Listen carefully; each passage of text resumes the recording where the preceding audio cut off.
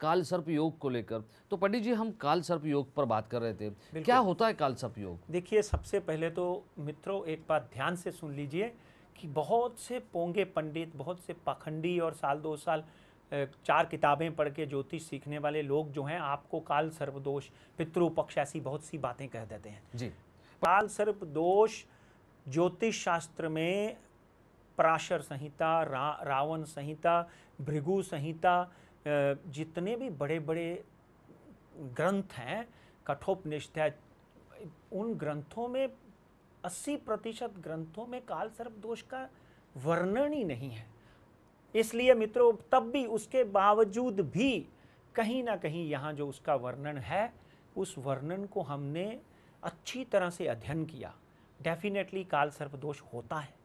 हाँ, काल सर्प दोष होता है कि अगर आपकी कुंडली में, मान लीजिए ये आपकी पूरी कुंडली है, यहाँ पर राहु और यहाँ पर केतु बैठा हुआ है, यहाँ पर राहु, यहाँ पर केतु, यहाँ पर राहु या यहाँ पर केतु बैठा हुआ है, तो अगर काल सर्प दोष का अगर आपने देखना है, तो अगर यह 2 स्थानों में राहु और केतु बैठे हैं, तो बाकी के जितने भी ग्रह हैं आपकी कुंडली के, राहु और केतु के बीच में बैठे हुए हैं। राहु जो है सर्प का मुंह है, केतु जो है वो सर्प की पूंछ है।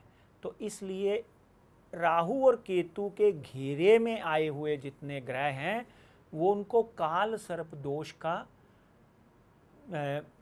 संज्ञा दी जाती है। पंडित जी, हम बात कर रहे थे कुछ लोग जो है गुमराह करते हैं। काल सर्प दोष की जहाँ तक बात करें, कुछ लोग पंडित के पास जाते हैं, आप बोले कि भाई हमको काल सर्प दोष की पूजा करवानी है, वो बोलता कोई प्रॉब्लम नहीं, मेरे मंदिर में आ जाइए, मैं करवा देता हूँ। मित्रों एक बात ध्यान से सुन लीजिए, लिख के ले लीजिए, अगर आपने काल सर्प दोष की पूजा करवानी है तो वो जितने भी स्वयंभू हैं, जैसे परली वैजनाथ है, त्र्यंबकेश्वर है, पशुपतिनाथ है, महाकाल है, जितने भी स्वयंभू हैं, वहाँ पर ही सिर्फ काल सर्प दोष की पूजा हो सकती है। बाकी उसके अलावा कहीं भी काल सर्प दोष की पूजा नहीं हो सकती है। उसके निवारण के लिए आपको जब काल सर्प दोष आपके कुंडली में पता चले, उसके 3 महीने के अंदर अंदर उस काल सर्प की दोष की पूजा करवा लेनी चाहिए। अगर आपके बच्चे की कुंडली में काल सर्प दोष की पूजा नहीं हुई है, तो डेफिनेटली उसकी सेहत, उसका मस्तिष्क, उसका हृदय, उसकी रक्तवाहिनियाँ जो हैं, उनमें समस्याएं आएंगी। मगर विधि विधान से काल सर्प दोष की पूजा करवाकर, भोले शंकर का आशीर्वाद लेकर, उनकी पिंडी से जल अपने बच्चे के ऊपर छिड़क कर जब आप घर आते हो, तो काल सर्प दोष का निवारण हो जाता है।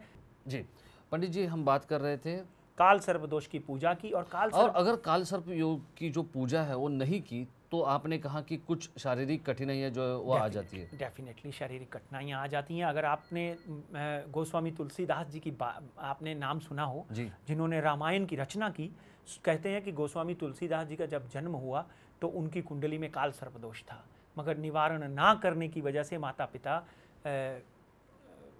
की अकाल मृत्यु हो गई, जिससे उनको मंदिर में रहना पड़ा और मंदिर में रहकर पूरा गुरुकुल में रहकर पूरा अध्ययन करना पड़ा।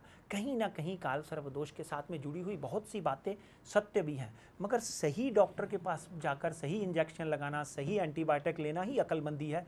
किसी भी ऐसे व्यक्ति के पास मत जाइए जो आपको बेवकूफ़ बना के 4 बातें करके 4 मंत्र पढ़ के आपसे पैसे कमाए।